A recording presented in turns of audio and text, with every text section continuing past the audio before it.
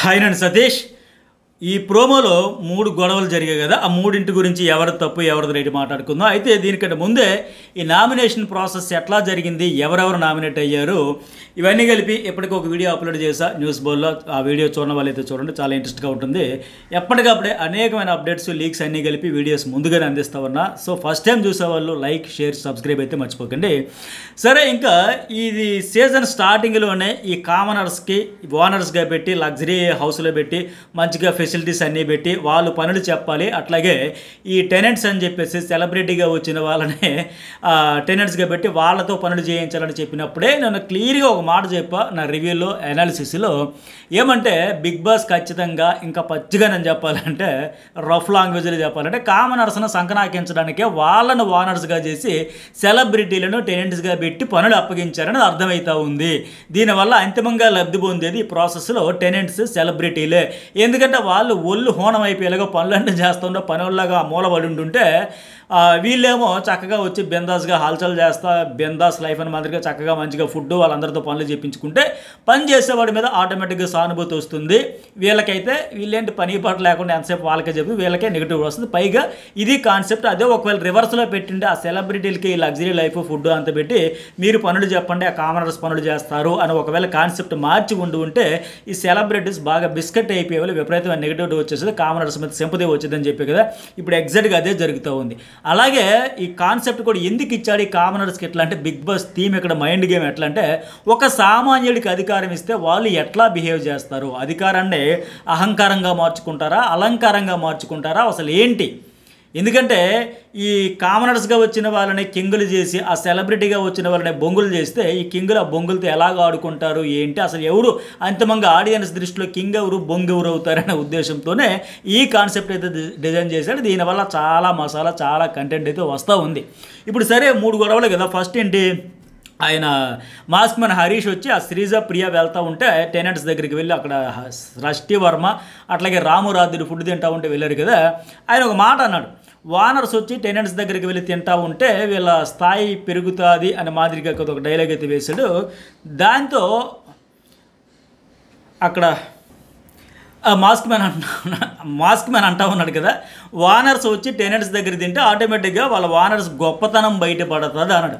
ఆయన క్యాజువల్గా చాలా సరదాగా అన్నాడు, కానీ దాని ఎఫెక్ట్ అనేది చాలా గట్టిగా వాళ్ళకి తగిలేసింది. ఎలా తగిలిందంటే, నిన్న గుండంకుల్ అని ఆయనకి అనేటప్పుడు ఆయనకి ఎలా గట్టిగా తగిలింది. ఎందుకంటే అక్కడ ఫస్ట్ ఎమాన్యుయల్ అన్ని దానికంటే వాళ్ళందరూ నవ్విన దానికి ఆయన ఎట్లాగైతే హర్ట్ అయ్యాడు బాగా, ఆ తర్వాత ట్రిగ్గర్ అయ్యాడు, ఫీల్ అయ్యాడు, ఎమోషన్ ఫీల్ అయ్యాడు. సో అట్లాగే ఇప్పుడు ఇక్కడ తగిలేసింది. ఎట్లా అంటే సృష్టి వర్మ రాము రాధుడు తింటూ ఉంటే వాళ్ళ దగ్గరికి వెళ్ళి వీళ్ళ గొప్పతనం తింటే వీళ్ళ గొప్పతనం ఓనర్స్ గొప్పతనం పెరుగుతుంది అంటే ఏంటి, మాతో తింటే మీ గొప్పతనమే పెరుగుద్దా, మేము అంత తక్కువ అంత హీనంగా కనబడుతున్నామా అని మాదిరిగా కొంత ఫీల్ అయ్యారు. వాళ్ళు ట్రిగ్గర్ అయిపోతారు కూడా. ఎందుకంటే ఆల్రెడీ వాళ్ళకి ఇప్పుడు ఎవరు ఈ ఓనర్స్కి మంచి ఫుడ్ పెడుతూ మంచిగా లగ్జరీ లైఫ్ ఇస్తే వీళ్ళు వచ్చి పాపం ఇంట్లోకి వెళ్దామన్నా అక్కడ నుంచి దూరం నుంచి బయట ఉండిపోయి అడుగుతూ పర్మిషన్ అడుగుతూ ఉంటే మేము రావచ్చా, వాటర్ తాగొచ్చా, లోపలికి రావచ్చా అని అడుగుతూ రావాల్సి వస్తున్నప్పుడే వాళ్ళు కొద్దిగా ఫీల్ అవుతూ ఉన్నారు, ఇంత బతుకు ఏంద్ర స్వామి బిగ్ బాస్ మమ్మల్ని ఎలా ఆడుకుంటున్నామని మాదిరిగా.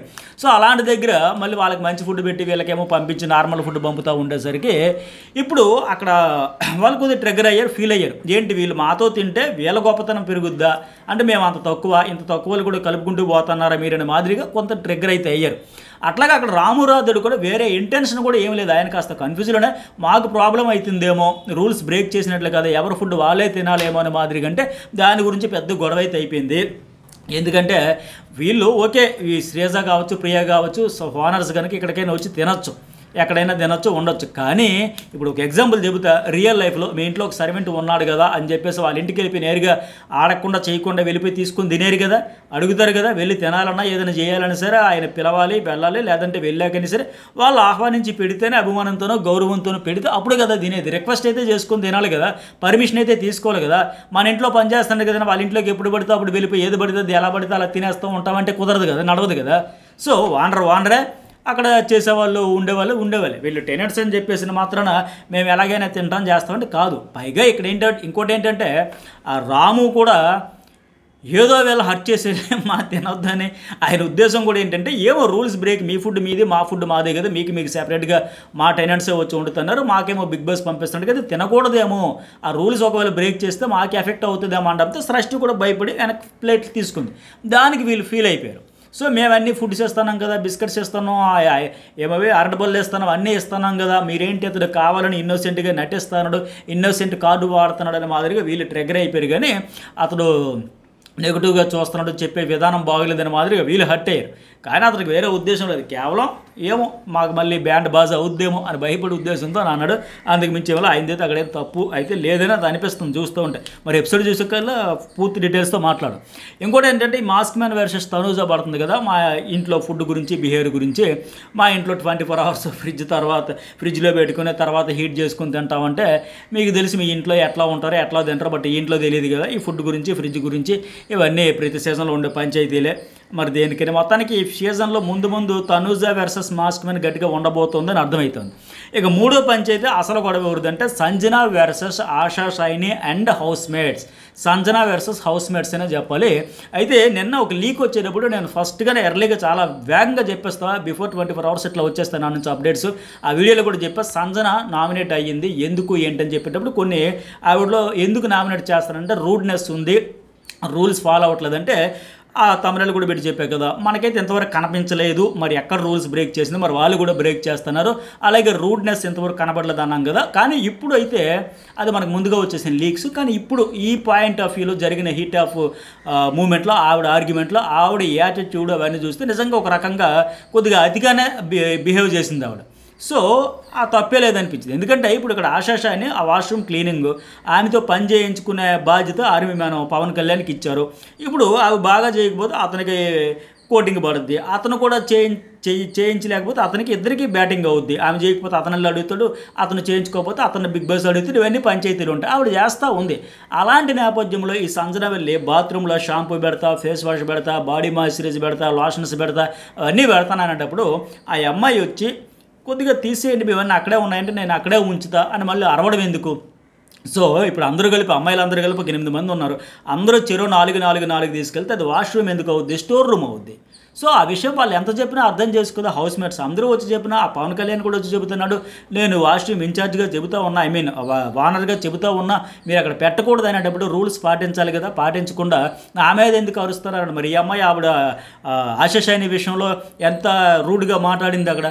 నేను సర్వెంట్ కాదని ఆ అమ్మాయి అప్పటికి ఫీల్ అయ్యి వెళ్ళిపోతూ ఉంటే ఆల్ ది బెస్ట్ అని చెప్పి ఎంత బలుపుతో మాట్లాడి చెప్పింది. ఆ అమ్మాయి ఎమోషన్ కూడా అర్థం కదా. ఈ పాయింట్ ఆఫ్ వ్యూలో సంజన అదే తప్పు, నో డౌట్.